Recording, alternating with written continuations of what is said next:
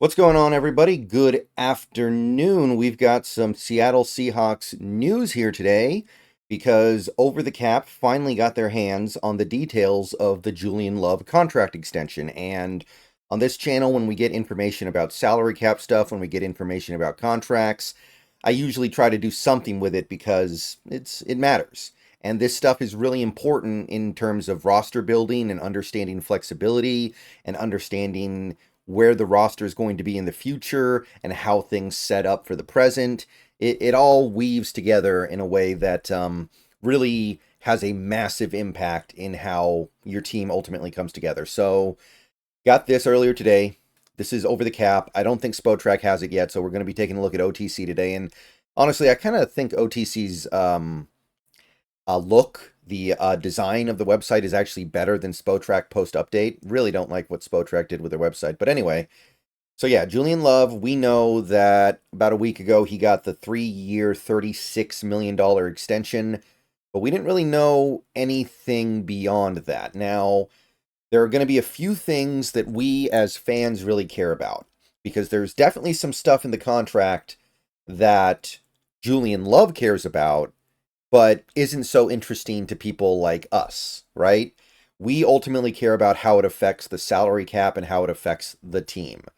So, first of all, there's a couple of points on this page where Over the Cap actually lists his extension as 33 million, which would be less than the 36 we were told. So it's possible that there are like incentives in there for an extra million per year on the extension. I'm not 100% sure. There could also be some incentives that are assumed within the extension itself. I've talked about this before. It's a little bit complicated, but I'll try to quickly run through it again. There are incentives that are assumed to be hit in the cap hit, and then there are incentives that are not assumed to be within the cap hit. And the difference is basically, would the player have hit those incentive marks the previous year? So, for example, if Julian Love had an incentive in his contract to have 5 or more interceptions, that would not be assumed, and it would not be in the cap hit because he did not have 5 interceptions last year. However, if there was an incentive on making the Pro Bowl, then that would be assumed, and it would be in the cap hit because he did make the Pro Bowl last year. So we don't know exactly how all that stuff breaks out, and we might never really get to know. But what we have is enough to make some very fair judgments and fair assumptions. So let's talk about the things that we as Seahawks fans really care about. So the first thing would be 2024 cap hit, because on Julian Love's previous contract, his cap hit was about $8.1 million. $8.1 million. That number is now shrunk to about 6.5. So his cap hit has gone down about 1.6 million, right around 1.6. So if you wanted to know, does the extension free up immediate cap space? The answer is yes, but it's only about 1.6 million, which is a little bit less than I thought it was going to be, admittedly. That covers basically Marquise Blair's contract plus a little bit more, right? Because Blair got about 1.055 million. So it's really not moving the needle all that much. Now, I don't think that we did this extension so we could afford Marquise Blair. And I know that a lot of people were looking at things and going, did this extension free up money for Connor Williams? Now, it still could, because we had other money freed up from other things before the Julian Love extension. So I'm not saying that that's been ruled out, but it's very different than if this cap hit number was like 5 million. Then that would have freed up more than 3 million over the original cap hit. And then now you're talking about something that's pretty meaningful, that's pretty substantial, that could make the difference in a Connor Williams negotiation. But yeah, that's the main thing that stands out to us as Seahawks fans. The cap hit did go down, and maybe that makes a difference. But as of right now, it's a pretty small thing. And it could easily end up just being like, oh, we want to carry an extra 1.5 million into the season. So that will need some time to play out. And the next thing that we as Seahawks fans really care about would be the way the cap hit changes over the course of the next few seasons. So 2025, it goes down. 2025, the cap hit goes down to 6.1 approximately. Smaller portion of the cap, and that's with us not even knowing what the cap will be next year. It could be higher, but it could be, I guess it could go down because of that lawsuit, the NFL Sunday Ticket lawsuit. But as of right now, I think it's a fair assumption to say that not only is it going to be a little bit less, but it's also going to be a smaller percentage of the overall cap. So that's cool. And then we get to 2026, the cap hit more than doubles. It goes up to over 13 million. That's pretty significant. That's pretty sizable. And then the following year, 2027, the final year of the extension, it goes up to 15 and a quarter.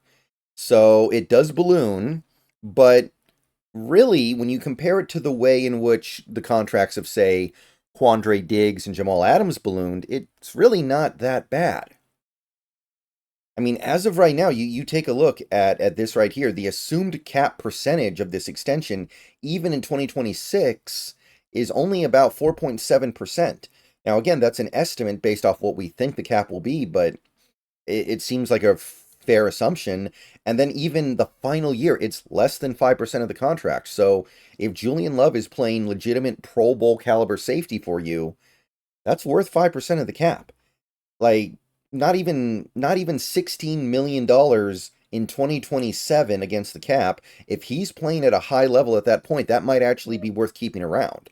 Now, I'm not saying we will keep him around necessarily. In fact, I think there's a very good chance that he won't be here or will be on a new contract by 2027. But the door is open here because there's never a point in this contract where it becomes completely untenable. Like, we've seen contracts that have cap hits that are so big down the line that we just know they're not going to make it. But this, it's within the realm of possibility. It's kind of up to how he plays.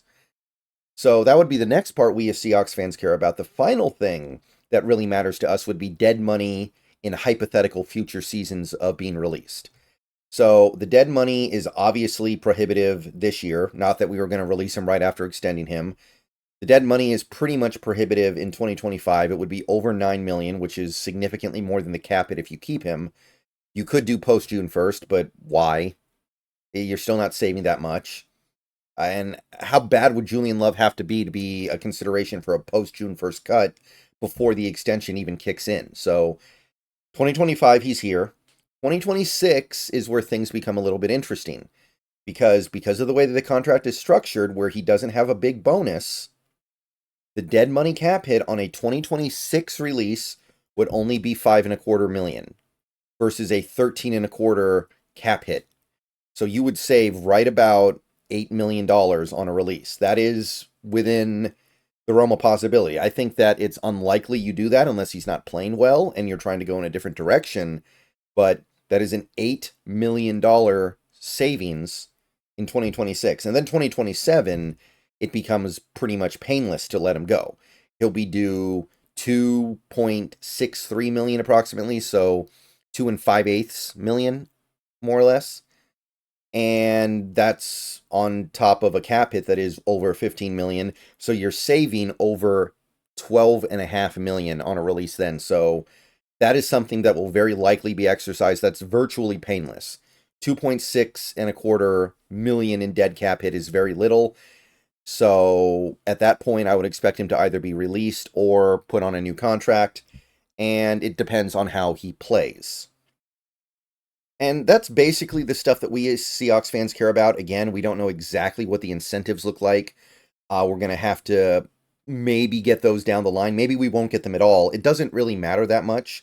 Maybe there's a few million tied into incentives, but what might happen is that next year we find out because he'll have either hit those incentives or he won't have hit those incentives, and it could affect the cap number one way or the other. But realistically, if Julian Love hits his incentives to boost his cap number up, say like this 6.1 becomes something like 7.5 because he made the Pro Bowl and had 5 interceptions and did this and did that, I don't think anybody would be unhappy about that. I think we'd all be pretty razzed about that one. So there's no real bad scenario here. It's a really good contract to my eye. The only thing that could make this contract bad would be if Julian Love becomes terrible in 2024, and then 2025 we're like, man, I wish we didn't do that extension, but I I think that's pretty unlikely. There was a lot working against him last year, and he still managed to play pretty well overall. So why would you be afraid of that? That's monsters under the bed stuff, right? Monsters under the bed. All right. So we're basically all caught up. I think we know where everything is in terms of salary cap and contract stuff. So let me know what you guys think. If you think anything. Julian Love, by the way, still very young, still only going to be 26 this year, not even going to hit 30 before this contract expires. All right. Might be another video later today. More than likely, I'll just let things swing into August here. And I'll be seeing you guys tonight on Twitch if you partake. And if not, I'll see you guys tomorrow with more Seahawks and Mariners news.